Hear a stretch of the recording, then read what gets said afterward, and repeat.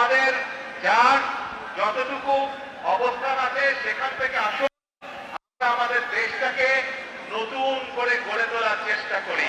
যার যতটুকু, আমরা যদি এখন এই রাস্তাটা বন্ধ করে রাখি তাহলে সাধারণ মানুষের চলাচলের অসুবিধা হবে।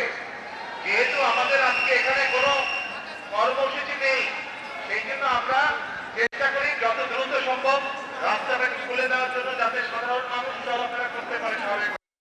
ইনশাল্লাহ আপনাদের সাথে কর্মসূচি যখন নেব, ইনশাল্লাহ আপনাদের সামনে তখন বক্তব্য রাখবো। সকলে দোয়া করবেন, ইনশাল্লাহ আমিও দোয়া করি সকলে ভালো থাকেন।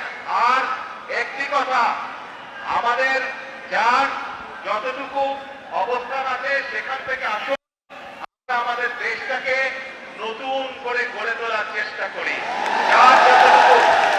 যার পক্ষে যতটুকু সম্ভব আমরা সচেষ্ট হই দেশের জন্য। কোথাও যদি রাস্তায় একটি কাগজ পড়ে থাকে, ময়লা হয়ে থাকে, দরকার সেটাকে আমরা সরিয়ে দিব।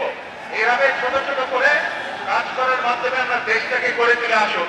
আর এখন আমি সকলকে অনুরোধ করব, দ্রুত আমরা রাস্তাটাকে খালি করে দেই যাতে সাধারণ মানুষ চলাফেরা করতে পারে। সকলে ভালো থাকবেন, ইনশাল্লাহ আমার জন্য দোয়া করবেন। দেশবন্ধু খালেদা জিয়ার সুস্থতার জন্য দোয়া করবেন। আল্লাহ হাফেজ, বাংলাদেশ জিন্দাবাদ।